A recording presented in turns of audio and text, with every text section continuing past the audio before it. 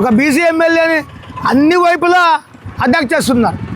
ఏదైనా జరిగితే మా వల్ల జరిగిందని చెప్పుకోవడం, ఏదైనా పొరపాటు జరిగితే కూటమి ప్రభుత్వానికి సంబంధించి కూటమి ప్రభుత్వం తప్పుడు నిర్ణయం వల్ల జరిగిందంటారు.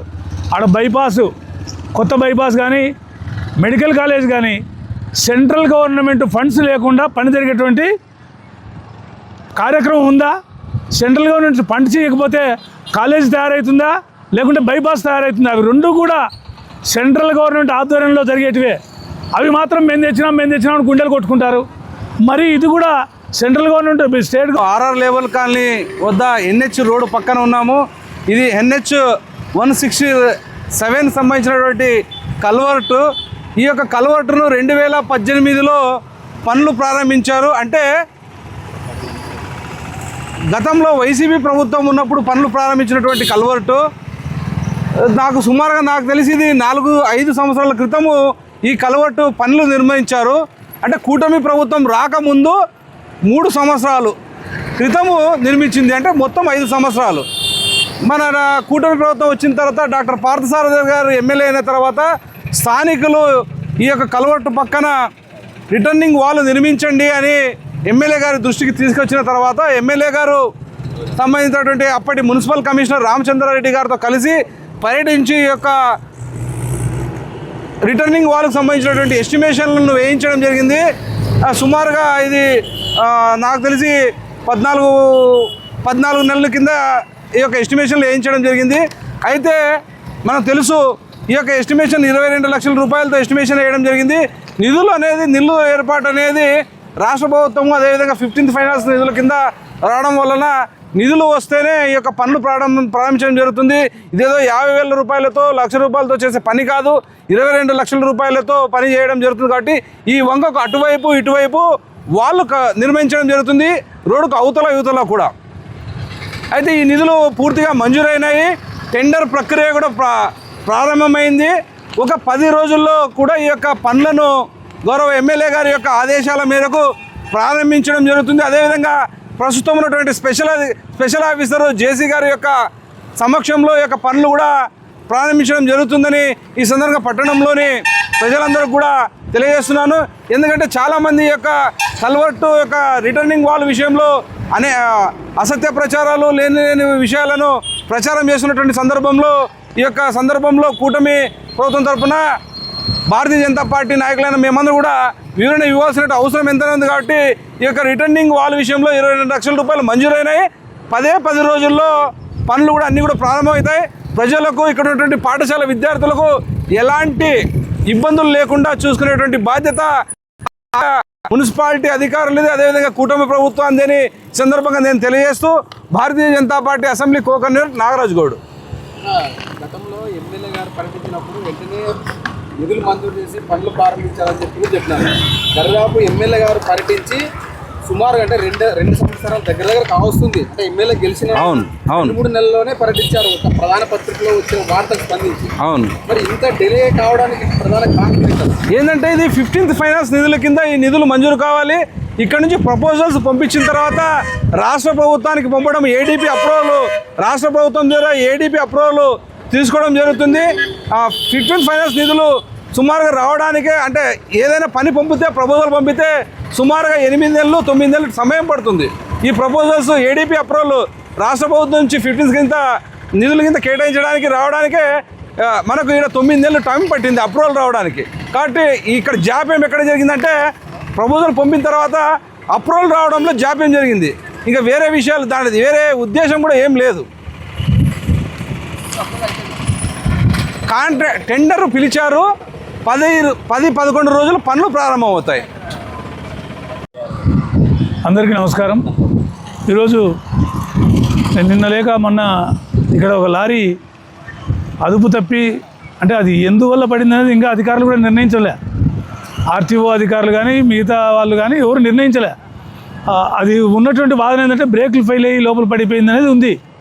బ్రేకులు అనేది మన కంట్రోల్లో ఉండదు, మానవ కంట్రోల్లో కాదు. కాబట్టి అది పొరపాటున పడిపోయిందని ఒక సమాచారం ఉంది. అది పూర్తి సమాచారం వచ్చిన తర్వాత మాట్లాడతాం. ఈలోగానే ఈ వైసీపీ పార్టీకి సంబంధించిన వాళ్ళు చాలా హంగామా చేస్తున్నారు. ఇక్కడ ఏదో జరగకూడదు జరిగిపోయింది, అదేదో కూటమి ప్రభుత్వం వాళ్ళు చేయించినారు, ఉద్దేశపూర్వకంగా వాళ్ళు పట్టించుకోకపోవడం వల్ల వాళ్ళ నిర్లక్ష్యం వల్లనే జరిగిందని చెప్పి చెప్పేటువంటి ప్రయత్నం చేస్తూ ఉన్నారు. వాళ్ళకు ఒకటే చెప్తూ ఉన్నా, ఏదైనా జరిగితే మా వల్ల జరిగిందని చెప్పుకోవడం, ఏదైనా పొరపాటు జరిగితే కూటమి ప్రభుత్వానికి సంబంధించి కూటమి ప్రభుత్వం తప్పుడు నిర్ణయం వల్ల జరిగిందంటారు. ఆడ బైపాసు, కొత్త బైపాస్ కానీ మెడికల్ కాలేజ్ కానీ సెంట్రల్ గవర్నమెంట్ ఫండ్స్ లేకుండా పని జరిగేటువంటి కార్యక్రమం ఉందా? సెంట్రల్ గవర్నమెంట్ ఫండ్స్ ఇవ్వకపోతే కాలేజ్ తయారవుతుందా, లేకుంటే బైపాస్ తయారవుతుందా? అవి రెండు కూడా సెంట్రల్ గవర్నమెంట్ ఆధ్వర్యంలో జరిగేటివే. అవి మాత్రం మేము తెచ్చినాం గుండెలు కొట్టుకుంటారు. మరి ఇది కూడా central government, state government, central government కలిసి ఈ రోడ్డు హైవే రోడ్డు వేయడం జరిగింది. హైవే రోడ్డు వేసినప్పుడు మేము అప్పటికి వైసీపీ ప్రభుత్వంలో ఉన్నాం. ఈ ఏరియాకు కౌన్సిలర్గానే ఉన్నాం 2018లో అప్పుడు మేము చాలాసార్లు అడిగాం, అయ్యా మేము కౌన్సిలర్గా ఉన్నాం, ప్రజలకు చెప్పుకోవడానికి చాలా ఇబ్బందిగా ఉంది, దీనికి అప్రోచ్ రోడ్డు వేయించండి, ఆ కాంట్రాక్టులతో మాట్లాడండి, పంజరాపోలకు కూడా దిగడానికి అప్రోచ్ రోడ్లు లేవు, కాంట్రాక్టుతో మాట్లాడి అప్రోచ్ రోడ్లు వేయండి అని చెప్పి మేమే స్వయంగా అడిగినటువంటి పరిస్థితి. అప్పుడు వైసీపీ అధికారంలో ఉండి, వైసీపీ ఎమ్మెల్యే ఉండి, వైసీపీ ప్రభుత్వంలో పనులు జరిగేటప్పుడు మీరు చేయకుండా ఈరోజు వచ్చి ఇక్కడేదో వైసీపీ ప్రభుత్వం, కూటమి ప్రభుత్వంలో పనులు జరిగినట్టు, కూటమి ప్రభుత్వం వాళ్ళు నిర్లక్ష్యం చేసినట్లు మాట్లాడడం అనేది చాలా హాస్యాస్పదం. ఖచ్చితంగా ఇవన్నీ కూడా ప్రజలు గుర్తుపెట్టుకుంటారు. ప్రజలకు ఇవన్నీ తెలుసు. 2018లో ఎవరి ప్రభుత్వం ఉంది, మేము ఎప్పుడు మాట్లాడుతున్నాం. కాలేజీ ఇప్పుడు బైపాస్ ఎమ్మెల్యే గారు వచ్చినాక పూర్తి అయింది. ఎమ్మెల్యే గారు దాన్ని కొద్దిగా అరకొర నిధులు ఉంటే తీసుకొచ్చి దాన్ని పూర్తి చేయించినాడు. మరి ఈ మెడికల్ కాలేజీని కూడా పీపీపీ పద్ధతి ప్రకారం చేస్తామని చెప్పి కూటమి ప్రభుత్వం హామీ ఇచ్చింది. ఆ జరిగే పనులు మాత్రం మేమే చేసినాం అంటారు. తప్పులు చేసిన పనులు మాత్రం కూటమి ప్రభుత్వంలో జరిగినాయంటారు. ఇది మంచి పద్ధతి కాదు. వచ్చే ప్రజలందరూ కూడా ఇవన్నీ కూడా గుర్తుపెట్టుకొని తగిన సమయంలో మీకు తప్పకుండా ఒకసారి బుద్ధి చెప్పినారు, రెండోసారి కూడా జనరల్ ఎలక్షన్లో చెప్పేదానికి ప్రజలు సిద్ధంగా ఉన్నారని చెప్పి ఈ సందర్భంగా తెలియజేసుకుంటున్నాం. అలాగే ఈ ప్రభుత్వం వచ్చిన తర్వాత, ఈ కూటమి ప్రభుత్వం వచ్చిన తర్వాత కూడా నా భార్య కౌన్సిలర్గా ఉండి మన 35వ వార్డు కౌన్సిలర్గా ఉన్నా మా బాధ్యతగా, అంటే ఈ బీజేపీలో ఉన్నాం కాబట్టి మేము కూడా దీనికి ఎంతో కొంత ముందు చెప్పాము.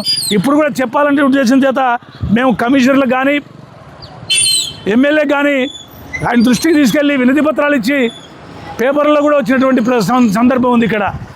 ఇక్కడ ఈ రోడ్డు గురించే మాట్లాడినాం.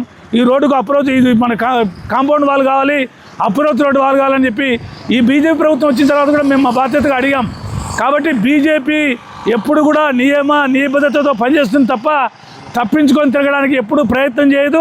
ఎమ్మెల్యే గారు ఏది చెప్తారో అదే చేస్తారు. దీనికి ఫండ్స్ కూడా తెస్తామని చెప్పారు. అంటే మున్సిపాలిటీ నిధులతో కాదు కాబట్టి, ఇది నేషనల్ హైవే వాళ్ళు శాంక్షన్ చేయాల్సింది కాబట్టి 15th ఫైనాన్స్ ప్రకారం దాంట్లో పెట్టించి ఆ నిధులు దాదాపు 23 లక్షలు తీసుకొచ్చి దీన్ని తొందరలో టెండర్ పిలిచి పనులు కూడా ప్రారంభం చేస్తారు. ఈలోగానే తప్పు జరిగిపోయినట్టు కూటమి ప్రభుత్వం పైన నిందలేయడం మంచిది కాదని చెప్పి వైసీపీ ప్రభుత్వం వారిపై, వైసీపీ నాయకులకు, కార్యకర్తలకు నేను వినవిస్తూ ఉన్నా. నా పేరు వెల్లాల మధుసూదన శర్మ, బీజేపీ నాయకులు. అందరికీ నమస్కారం. గత 2 రోజులుగా ఈ యొక్క బ్రిడ్జి యొక్క వాల్ విషయంలో పత్రికలకు అనేక మంది ప్రజా సంఘాల నాయకులు ఏదో జరిగిపోయిందని చెప్పని పేపర్లు ఇవ్వడం జరిగింది. అదొక చిన్న మనవి. ఎవరు గమనించిన విషయము, బ్రిడ్జి చూసారా? ఒకసారి ఇక్కడ చూడండి. ఆ రోజు ఇంతవరకు తీసుకొచ్చి ఇది ఫుల్ఫిల్ ఎందుకు చేయాలని చెప్పని నాది ప్రభుత్వాన్ని, నాది ఎమ్మెల్యే అని అప్పటి నాయకులు ఎందుకు నిలదీయలేరు? వర్క్ అప్పుడు పూర్తిగా జరిగింది. మరి ఎందుకు పని పెండింగ్ పెట్టారు? ఇవాళ ఇంతవరకు రావాలా? ఇది హైవేకి సంబంధించి, నేషనల్ హైవేకి సంబంధించి. అంటే ఇక్కడ మా ఒక అప్పీల్ ఏంటంటే, మేము వచ్చి 2.5 సంవత్సరాలు అయింది భారతీయ జనతా పార్టీ ఎమ్మెల్యేగా ఉండి, సమస్యలు ఎమ్మెల్యే గారి దృష్టికి వస్తే ఎప్పటికప్పుడు పరిష్కరించడానికి మార్గాన్వేషణ చేస్తున్నారు. గత ప్రభుత్వంలో 18-19 కాలంలో వాళ్ళ అధికారంలో ఉన్నప్పుడు చేయాల్సిన పనులు చేయక ఇప్పుడు మేమేదో వచ్చి చేయలేదని చెప్పని ఆరోపణ చేస్తున్నారు. గతంలో వాళ్ళు సముచితంగా 5 సంవత్సరాలు పరిపాలనలో ఉన్నారు. వాళ్ళ ప్రభుత్వంలో వాళ్ళే ముఖ్యమంత్రులు, వాళ్ళే ఎమ్మెల్యేలు, వాళ్ళే ప్రజాప్రతినిధులుగా ఉన్నారు. మరి అప్పుడు పని చేయకపోవడం, అప్పుడు ప్రజలు కనిపించట్లేదా? అప్పుడు ప్రజలు, పిల్లలు, పాఠశాలలు కనిపించట్లేదా అనేది ఉంటుంది. భారతీయ జనతా పార్టీ మిమ్మల్ని ప్రశ్నిస్తుంది. ఒక్కసారి ఆత్మవిమర్శ చేసుకోండి. ఇంతటి సమస్యను ఇప్పుడు మా ఎమ్మెల్యే గారు శాంక్షన్ చేయించారు. ఇప్పుడు ఎక్కడ పెట్టుకుంటారు మీ తలకాయలు? ఒకసారి ఆలోచన చేయండి. మరి ఆ రోజు ప్రజా సమస్య ఉంది, ఆ రోజు ఇదే సమస్య ఉంది కదా, మరి ఆ రోజు కనిపించలేదు మీకు సమస్య. ఈరోజు గౌరవనీయులు డాక్టర్ పార్థసారథి గారు 15th ఫైనాన్స్ కమిషన్లో పెట్టించి సబ్జెక్ట్ను మూవ్ చేశారు. అఫీషియల్గా అమౌంట్ కూడా డ్రా చేయించారు. పెద్దలు తమ్ముడు చెప్పినట్ల, నారాయణ గారు చెప్పినట్ల, పెద్దలు చెప్పినట్టుగా, మసూదన్న గారు చెప్పినట్టుగా సూన్లీ వర్క్ స్టార్ట్ అవుతుంది. టెండర్ కాల్ఫర్ చేస్తే వర్క్ స్టార్ట్ అవుతుంది. చక్కగా మూమెంట్ చేసి ప్రజా సమస్యలు ఎక్కడున్నా కూడా భారతీయ జనతా పార్టీ కానీ, శాసనసభ్యులు కానీ, నాయకులు కానీ మేము తక్షణం స్పందిస్తాం. దయచేసి సమస్యలు మా దృష్టికి రావాల్సింది కానీ సమస్యలు మా దృష్టికి తీసుకురాకున్నట్టుగా ఏదో జరిగిపోతుంది, ఏమీ చేయట్లేదు, అంతా శూన్యమైనటువంటి మాటలు హాస్యాస్పదం. ఇప్పటికన్నా కదా నాయకులు ఆలోచన చేయాలి. ఎందుకంటే ఒక బీసీ ఎమ్మెల్యేని అన్ని వైపులా అటాక్ చేస్తున్నారు. ఇది బాగా గమనించాల్సిన విషయం. ముక్కుమ్మడిగా అటాక్ చేస్తున్నారు. పని చేయించుకునే సామర్థ్యం, పని చేసే సామర్థ్యం ఉంది ఎమ్మెల్యే దగ్గర. పని చేయించుకోలేకపోవడము, నిత్యము ఆరోపణలకే సమయం కేటాయించడము సరైన పద్ధతి కాదని చెప్పి తెలియజేసుకుంటున్నాం. ఈరోజు ఖచ్చితంగా ఈ వర్క్ జరుగుతుంది, మీరు చూస్తారు. ఎందుకంటే ఈరోజు వచ్చారు మీరు అందరూ కూడా, విలేకరుల సమక్షంలో జరుగుతున్న విషయం ఇది. ఖచ్చితంగా వర్క్ ప్రోగ్రెస్ జరుగుతుంది. మేమంటే భారతీయ జనతా పార్టీ ఎప్పుడైనా ప్రజల తరపున పనిచేస్తుంది. ఎమ్మెల్యే కూడా సముచితంగా ఉన్నారు, ఖచ్చితంగా ప్రజల తరపున నిలబడతా అని చెప్పి చెప్తున్నారు.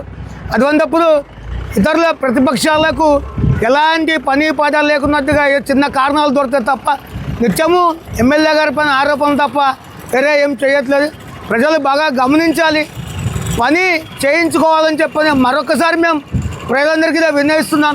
సమస్యలను నాయకుల దృష్టికి తీసుకురావాలి.